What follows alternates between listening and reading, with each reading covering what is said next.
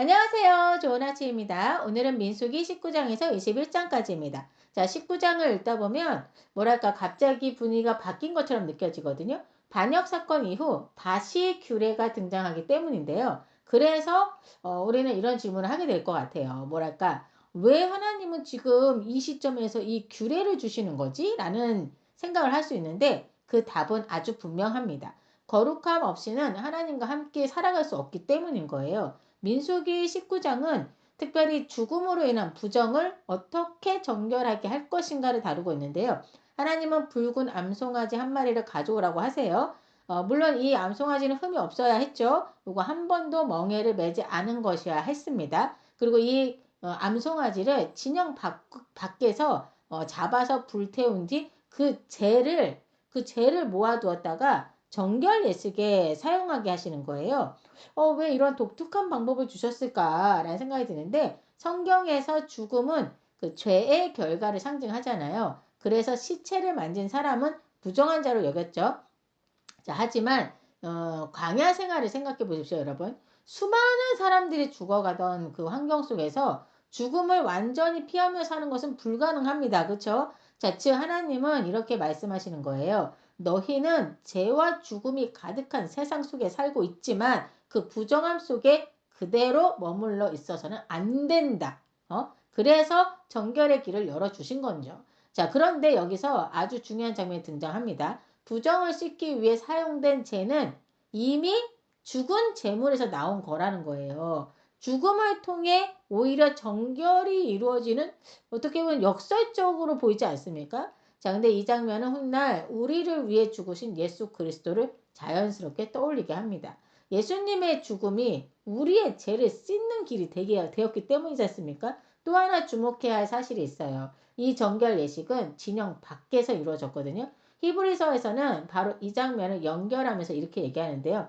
예수님도 백성을 거룩하게 하시려고 성문 밖에서 고난을 받으셨다라고 말하고 있습니다. 자, 민수기 19장은 결국 우리에게 중요한 진리를 가르쳐 주고 있는데요. 우리는 생각보다 쉽게 부정해진다는 거. 그러나 하나님은 항상 다시 깨끗해지기를 준비해 두신다는 겁니다.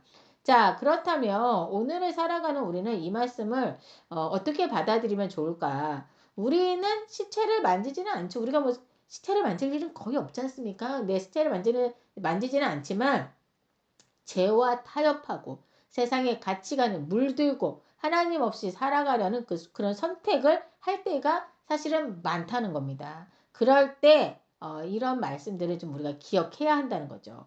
하나님은 우리를 정죄하기보다 회복시키기를 원하신다는 사실. 그렇죠? 그래서 예수님을 통해 완전한 정결의 길을 열어주셨던 거. 자, 민수기 19장은 이렇게 말하고 있는 것 같아요.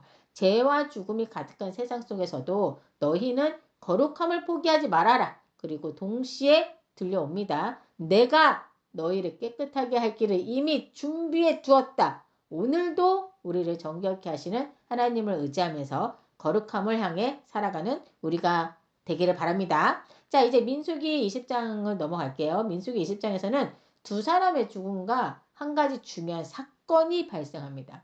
자, 장면은 미리암의 죽음으로 시작합니다. 미리암이 누구죠? 모세와 아론의 누이였지 않습니까? 자, 이 미리암은 어린 시절 갈대 상자에 담겨 떠내려가던 아기 모세를 끝까지 지켜보며 한 생명을 살려낸 믿음의 사람이었죠. 자, 출애굽 이후에는 여인들을 이끌면서 하나님을 찬양했던 영적 리더 역할도 했다고 합니다. 이렇게 하나님께 쓰임받았던 한 세대가 이제 조용히 역사의 뒤안길로 사라지고 있는 거죠. 자, 그리고 이 가데스에서 백성들이 모여서 머물러 있을 때 이들이 또다시 모세와 다투었다라고 써 있습니다. 사실 다툼이 아닙니다. 일방적으로 이들이 모세에게 쳐들어가서 윽박지르고 소리를 지르며 원망했던 거예요. 우리 형제들이 여호와 앞에서 죽을 때 우리도 죽었다라면 차라리 절 뻔했다라고 막 이렇게 막 또 말하잖아요. 어찌하여 네가 우리를 이 강야로 이끌어내어서 여기서 죽게 하느냐? 여기는 파종할 것도 없고 무화과도 없고 포도도 없고 석류도 마실 물도 없도다! 라고 막 외쳐댔던 거예요. 이에 모세와 아론이 회중 앞을 떠니까 정말 너무 힘들었을 것 같아요. 저는 그렇지 않습니까, 여러분? 허구한 불만. 예? 그래서 모세와 아론이 이 회중의 이 앞에서 떠나서 하나님 앞에 갑니다. 하나님 앞에 가서 정말 엎드려서 하나님께 물었겠죠. 그래서 하나님이 말씀하십니다.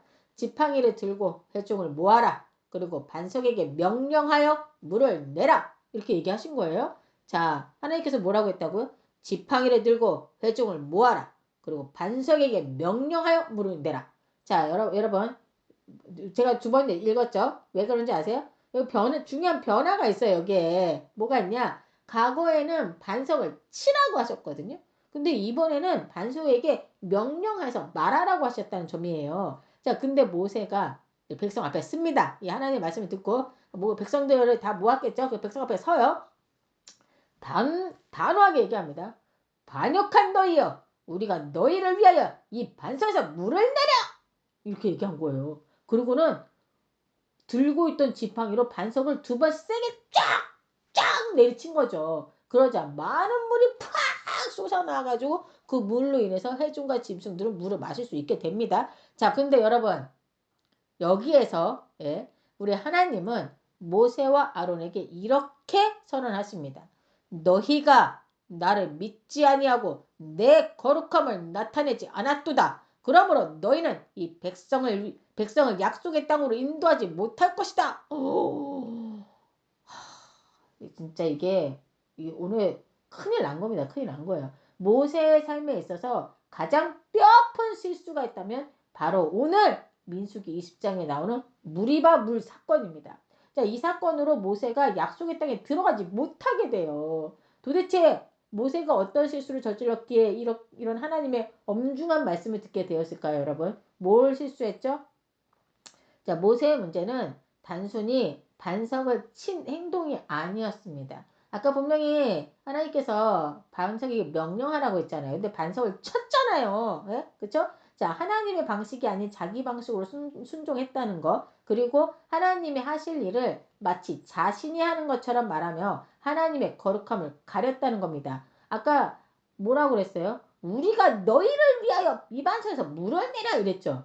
하나님이 하신 거지 자기네가 하는 거 아니잖아요. 예? 자, 순종은 무엇을 하느냐만이 아니라 어떻게 하느냐까지 포함된다는 거죠. 그리고 어쩌면 모세는 사실 분노했을 거예요. 그렇겠죠. 분노심을 가지고 했을 거예요. 허구한 날 불만과 불평하는 이 백성들 정말 지긋지긋할 것 같습니다. 이렇게 성경을 보는 나도 또 시작이네 이런 생각이 드는데 오죽하겠습니까? 또 원망하는 백성들로 인해서 모세와 아론이 화가 머리끝까지 났겠죠. 안 났겠습니까? 사람인데. 자, 하지만 분노 속에서 드린 순종은 결국 온전한 순종이 될 수 없었다는 거죠. 근데요, 이거 우리도 비슷하지 않습니까, 여러분? 예, 이거 우리 모습이거든요. 사람이라서 그런 것 같아요. 하나님의 도우심으로 일이 풀렸는데 어느 순간 내가 해낸 것처럼 말하고, 그렇죠? 또 내 경험과 내 방법을 더 의지할 때가 있잖아요. 그럴 때 우리도 모르게 하나님이 드러나야 할 자리에 나 자신을 세우고 있는 경우들이 있더라고요. 예. 자, 이런 모습이 괜히 우리에게 보여주시는 게 아닙니다. 자, 이후 이들이 가데스에서 에돔왕에게 사신을 보내는 장면이 나와요. 여러분 14절에 보면 당신의 형제 이스라엘이라는 말이 있죠. 그러니까 왜 이렇게 말했냐? 이 에돔은 진짜 형제 나라였거든요. 이스라엘은 야곱의 12명의 아들들이죠. 그렇죠? 자, 에돔은 야곱의 쌍둥이 형 누구? 에서의 자손들이거든요. 그러니까 사실은 이제 형제라는 말이 맞는 거죠. 그래서 모세는 에돔왕에게 우리는 형제다라는 사실을 말해주고 그간 있었던 일들 다 말하면서 하나님의 보호 아래 있다는 것도 다 말합니다. 그러면서 우리는 당신의 나라를 그냥 지나가기만 할 거다. 옆으로 살짝 지나가기만 할 거니까 허락해 달라는 그런 내용이었던 거예요. 사실 하나님께서는 이 나라가 형제 나라이니 전쟁을 하지 말라고도 하셨거든요. 그래서 사신을 보냈던 거예요. 근데 아이고 어찌 이리 매몰찬지 끝까지 못 지나가게 합니다. 예. 그래서 이들은 할 수 없이 가나안 땅을 바로 눈앞에 두고도 먼 거리를 우회해서 돌아가야 했던 거죠.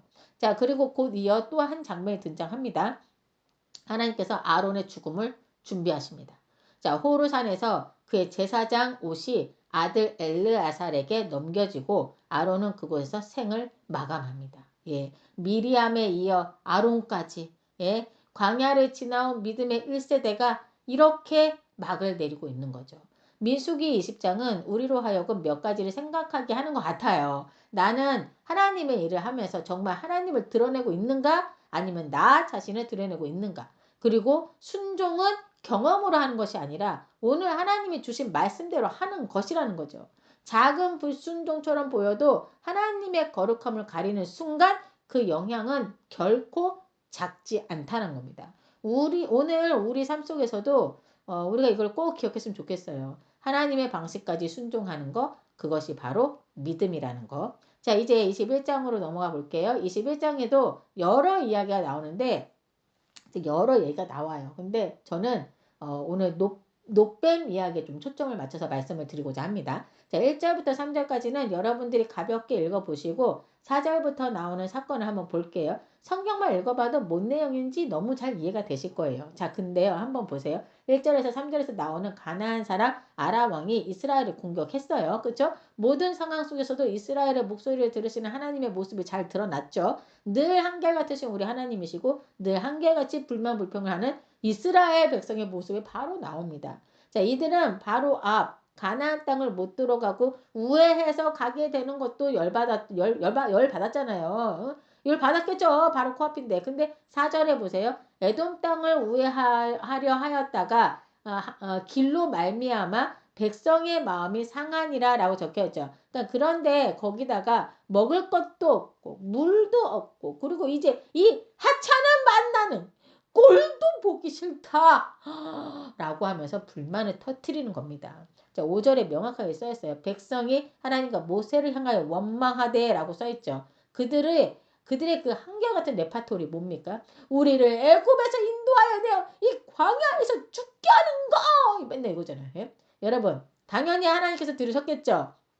저는 이들이 하나님께서 주신 만나를 하찮은 음식이라고 말한 걸 보고 진짜 깜짝 놀랐어요. 우와 얘네 진짜 큰일 났다 라는 생각이 그냥 번쩍 들었거든요.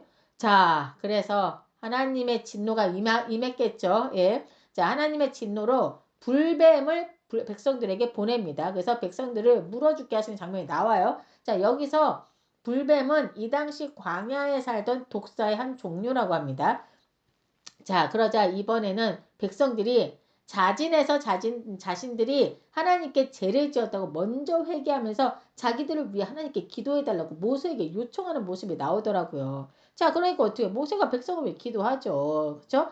백성을 위해 기도하는데요. 그런데 하나님이 이상한 방법을 주세요. 노수로 뱀을 만들어서 장대에 달으라는 거예요. 그리고 그 뱀에 물린 자마다 그것을 보면 살 것이다 라고 얘기를 해주신 거예요. 그러니까 이거는 근데 상식적으로 이해가 되지 않는 방법이잖아요. 그렇잖아요. 여러분 이해가 됩니까? 뱀에 물려서 거의 죽어가고 있는데 그 노수로 만든 뱀을 바라만 보면 낫는다? 이해가 안 되죠. 자, 죽어가는 사람이 장대에 달린 녹뱀을 바라본다고 산다니 이게 말이 안 되잖아요. 하지만 성경 분명히 말합니다. 그리고 어떻게 됐죠? 본 자는 살았습니다.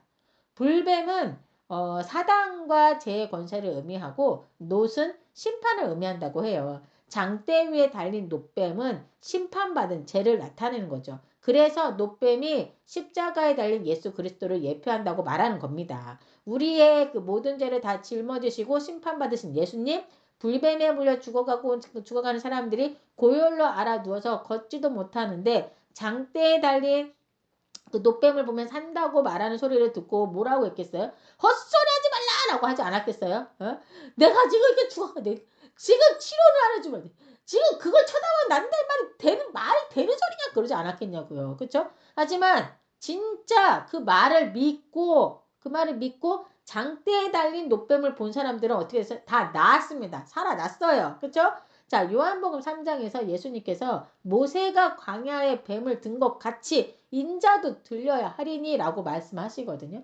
장대에 달린 놋뱀은 십자가에 달리신 예수 그리스도를 예표한다고 말씀드렸죠. 죄에 물린 인간이 그러니까 죄에 꽉 물린 인간이 스스로 고칠 수 없잖아요. 그래서 어떻게 해야 됩니까? 오직 십자가를 바라볼 때 그때 살게 된다는 거예요.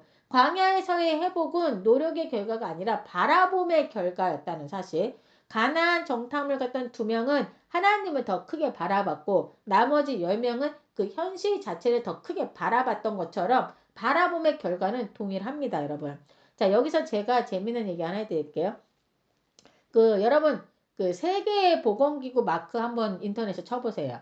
그러면 지팡이에 뱀이 촉촉촉 감겨져 있는 상징을 보시게 될 거예요. 이 상징은 사실 고대 그리스 우수 전통에서 온 거라고 하더라고요. 저는 뭐야 이거 얘네가 이 노뱀을 보고 한 거야? 뭐 이런 생각이 들었는데 그건 아니고 고대 그리스의 우수 전통에서 온 거라고 하는데 직접적으로 성경의 노뱀에서 유래했다고 보기는 어렵다고 하지만 흥미로운 건 고대 세계에서 뱀이 죽음과 치유를 동시에 상징했다는 점입니다. 그런데 성경은 그 상징을 넘어선다는 거죠.